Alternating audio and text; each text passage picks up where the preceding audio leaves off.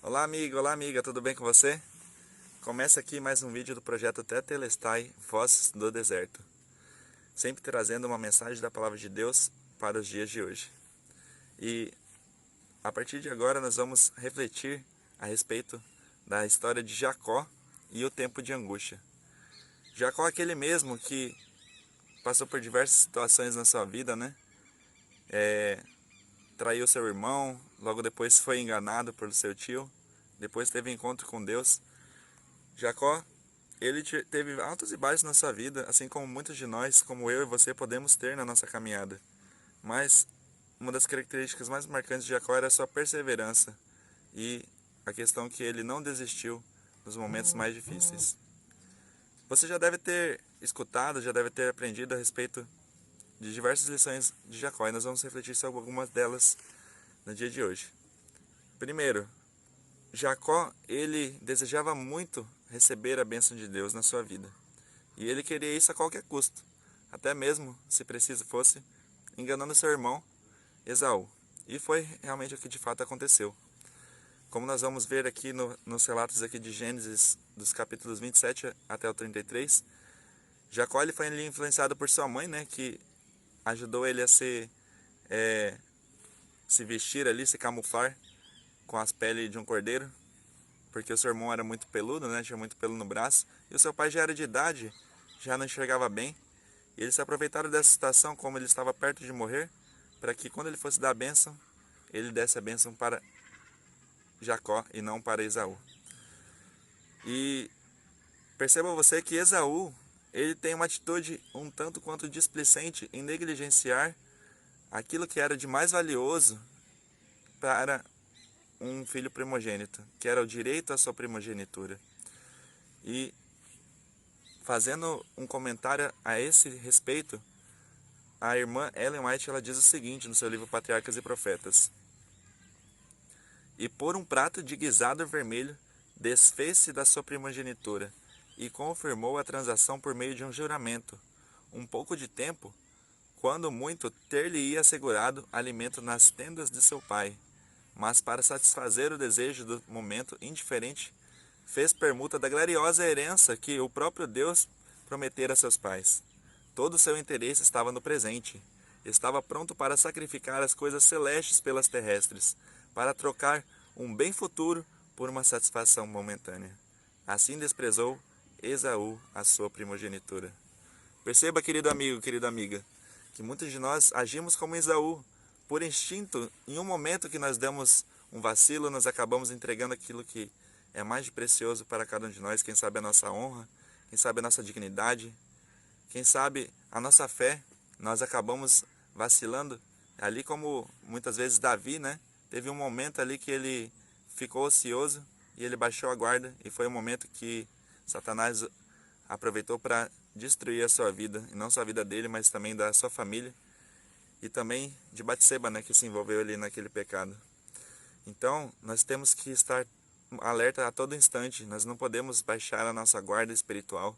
Não podemos achar que estamos satisfeitos ou que nós estamos cheios e que nós somos ricos, abastados, como lá no livro de Apocalipse capítulo 3 diz, a condição da igreja de Laodiceia, quando na verdade somos miseráveis, pobres, cegos e nus.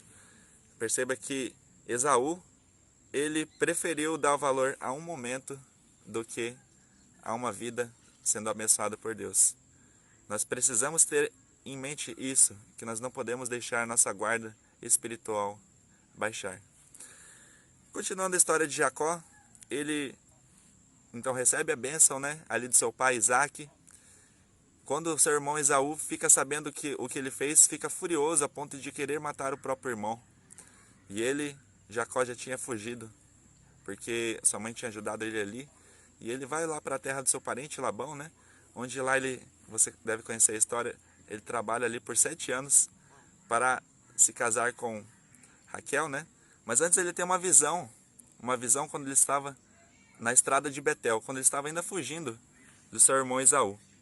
E eu gostaria de compartilhar com vocês essa visão que está também no livro Patriarcas e Profetas, em que a irmã White ela traz a seguinte visão. Nessa visão, o plano da redenção foi apresentado a Jacó, não completamente, mas nas partes que para ele eram essenciais naquela ocasião. A escada mística que lhe fora revelada no sonho era a mesma que Cristo se referiu em sua conversa com Natanael. Disse ele: Vereis o céu aberto e os anjos de Deus subirem e descerem sobre o Filho do Homem. Até o tempo da rebelião do homem contra o governo de Deus, tinha havido livre comunicação entre Deus e o homem. Mas o pecado de Adão e Eva separou a terra do céu, de modo que o homem não podia ter comunhão com seu Criador. Todavia, o mundo não foi deixado em uma solitária desesperança. A escada representa a sua comunicação. Jesus, o meio designado por Deus. Não houvesse ele com os seus próprios méritos estabelecido uma passagem através do abismo que o pecado efetuou, os anjos ministradores não podiam ter comunhão com o homem decaído. Cristo liga o homem em sua fraqueza e desamparo, a fonte do poder infinito. Perceba então, amigos, que Jacó, ele teve ali uma garantia que Deus estava ao seu lado. Porém, como o ditado diz, né, quem com ferro fere, com ferro será ferido. E também, ele que enganou uma vez o seu irmão, agora ele é enganado. E ele é passado para trás pelo seu tio Labão, que entrega sua filha mais velha, primeiramente para ele, sua filha Lia, né? Então Jacó, sem saber, ele acaba sendo enganado. E ele acaba o quê? Ele acaba tendo que trabalhar mais 7 anos para conquistar o direito de ter também a filha mais nova. Então, perceba como que é a vida, né? Muitas vezes a vida nos prega peças. E, de qualquer maneira, nós sabemos que Deus, ele não deixa um filho seu desamparado. Porém, Jacó, ele tinha sido chamado por Deus para voltar para a terra da sua parentela. Os anos se passaram, né? Depois que ele se casou com Lia e com Raquel, seus filhos nasceram. E chegou o momento dele se reencontrar com seu irmão. E esse é um dos momentos que nós queremos abordar aqui, um momento em que houve uma grande angústia de Jacó. Ele começa a ficar temoroso a respeito do seu futuro. E antes de encontrar com seu irmão, ele tem uma luta com o próprio Deus representado através do seu anjo, Jesus Cristo. Então nessa luta, ele lutou com o próprio Cristo ali, e ele, em um momento assim, pensou que ele iria perder. Mas, então naquele momento, o anjo dá um golpe na coxa de Jacó, e ele fica imobilizado. Mas, ele segura ali a coxa do anjo, e fala para ele: Não te deixarei ir se não me abençoar. Ele recebe então a bênção, porque ele lutou com anjos e com anjos e com Deus, e saiu vencedor. Perceba ali que ele estava passando por um momento de grande angústia, grande aflição. E eu gostaria também de compartilhar esse trecho com vocês, que a escritora Ellen White ela também relata para nós.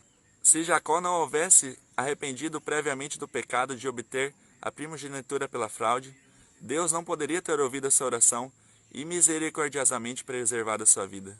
Assim, no tempo de angústia, se o povo de Deus houvesse ter pecados não confessados para aparecerem diante deles enquanto torturados pelo temor e pela angústia, abster-se-iam e o desespero lhe cortariam a fé, e não poderiam ter confiança para pleitearem com Deus o seu livramento. Mas, conquanto tenham uma intuição profunda de sua indignidade, não terão faltas ocultas a revelar. Seus pecados ser-se-ão apagados pelo sangue expiatório de Cristo, e eles não o podem trazer à lembrança. Perceba, amigos, Jacó estava passando por um momento ali de grande aflição, porque ele não sabia qual era o intuito de seu irmão a se encontrar com ele. Ele estava aflito por causa dos pecados que ele havia cometido, e ele estava aflito pelo fato de a sua família poder sofrer as consequências do seu pecado, e eles talvez serem mortos ali por causa da ira do seu irmão. Porém, Deus ele nunca abandonou seu filho. Por causa da fidelidade de Jacó e por causa do seu real entrega na sua vida na direção de Deus, Deus muda o seu nome. E agora ele não se chama mais Jacó, ele recebe um novo nome. A partir de então, ele é chamado de Israel, porque ele confiou em Deus e entregou sua vida inteiramente nas mãos de Deus. Perceba você que muitas vezes na nossa vida nós passar por diversas situações em que abalem a nossa fé e que embalem a nossa convicção no Deus Todo-Poderoso. Mas nós sabemos que Deus, Ele vai nos preservar se assim nós continuarmos sendo fiéis a Ele. O tempo de angústia, ele pode se aproximar e ele vai acontecer em um momento determinado da história, em que todos aqueles que forem e estiverem do lado da verdade, eles vão passar por um momento de tribulação, semelhantemente como passou Jacó. Gostaria também de citar um pequeno trecho desse livro, Preparação para a Angústia Final, em que a escritora Ellen White, no seu livro Primeiros Escritos, tem um trecho que ela diz o seguinte, na página 36 e 37. Vi que os 4 anjos segurariam os 4 ventos até que a obra de Jesus estivesse terminada no santuário. E então viriam as 7 últimas pragas. Essas pragas enfureceram os ímpios contra os justos, pois pensavam que nós havíamos trazido os juízos divinos sobre eles, e que se pudessem livrar a terra de nós, as pragas cessariam. Saiu um decreto para se matarem os santos, e o que fez com que estes clamassem dia e noite por livramento. Este foi o tempo de angústia de Jacó. Então todos os santos clamaram com angústia de espírito e alcançaram livramento pela voz de Deus. A experiência de Jacó durante aquela noite de luta e angústia representa a prova pelo qual o povo de Deus deverá passar precisamente antes da segunda vinda de Cristo. Perceba aqui, amigo. Então, o mesmo sofrimento que Jacó ele teve lá no Vale do Jaboque, quando ele lutou com Deus e quando ele estava prestes a se encontrar com seu irmão, é o mesmo sofrimento que os justos vão passar, hão de passar, antes de se encontrar com Cristo. E também, não somente pela angústia, pelo sofrimento físico, mas também pela angústia de não ter a certeza se os seus pecados vão ter sido perdoados, porque já vai haver o fechamento da porta da graça nessa ocasião. Ou seja, não vai haver mais intercessão sobre os justos, sobre aqueles que pecaram e sobre Cristo, né, que é o mediador e é o intercessor. Ou seja, todos os pecados já devem ter sido perdoados, como nós citamos aqui no texto do Patriarcas e Profetas. Aqueles que não confessaram seus pecados, que não abandonaram sua vida de pecado antes do término da expiação de Cristo, lá no santuário celestial, antes do fechamento da porta da graça, não vão conseguir suportar essa angústia e vão acabar cedendo, porque tiveram a oportunidade durante toda a vida de confessar, de mudar o seu caráter, de mudar a sua conduta. Então hoje é o nosso momento de nós olharmos para a nossa vida, olharmos para os nossos pecados acariciados e largarmos esses pecados. Quando Cristo voltar e quando a porta da graça ser fechada, não vai haver transformação. Vai cumprir-se o que está lá em Apocalipse, que fala que o justo continue fazendo a justiça e o ímpio continue na prática da injustiça. Então, hoje é o tempo de preparo. Hoje é o tempo de abandonar os pecados acariciados. Hoje é o tempo de andarmos na santificação. E assim como Jacó, lutarmos com Deus e falarmos que não vamos deixar Ele ir se não nos abençoar. Que nós possamos hoje tomar uma decisão ao lado de Cristo, assim como Jacó tomou. E sabermos que mesmo que estejamos no vale da sombra da morte, nós não vamos temer mal nenhum, porque Deus está conosco, porque Cristo estará conosco, mesmo que Ele não esteja intercedendo conosco lá no santuário celestial, mas nós vamos estar selados com o Espírito Santo. Que possamos ter essa certeza do selamento e do livramento no tempo de angústia. E que nós possamos estudar cada dia mais da palavra de Deus. É esse o meu desejo e essa minha oração nesse dia, nessa tarde, nessa noite. Que você seja abençoado por Deus e que, se você puder agora, vamos fechar nossos olhos para ter uma palavra com Deus. Oremos. Querido amado Pai que estás nos céus, Senhor, que nós possamos, através dessa história incrível de Jacó, Senhor, que passou por muitos erros, é verdade, ele enganou, ele mentiu, ele roubou, mas ele também, Senhor, foi ousado, Senhor, em não deixar, Senhor, a bênção fugir, escapar pelas suas mãos. Que nós possamos, Senhor, não deixar o inimigo tomar a nossa coroa.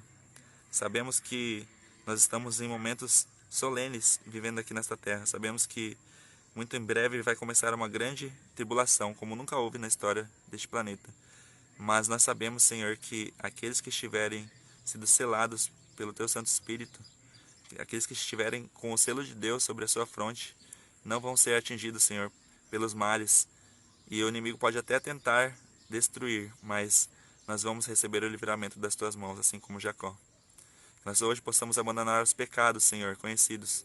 Que hoje nós possamos estar andando no caminho da santificação e nos preparando, Senhor, para o encontro contigo, Senhor, nos ares. Que o Senhor abençoe cada amigo, cada amiga que esteja assistindo aqui essa mensagem. Que ele possa ser tocado, Senhor, através do Espírito Santo. E que ele possa, Senhor, receber o selamento do Espírito, Senhor. E o derramamento do Espírito Santo na sua vida. Que nós pedimos e agradecemos por amor de Jesus. Amém. Um forte abraço, fiquem com Deus. E não percam os próximos vídeos. Um abraço, valeu!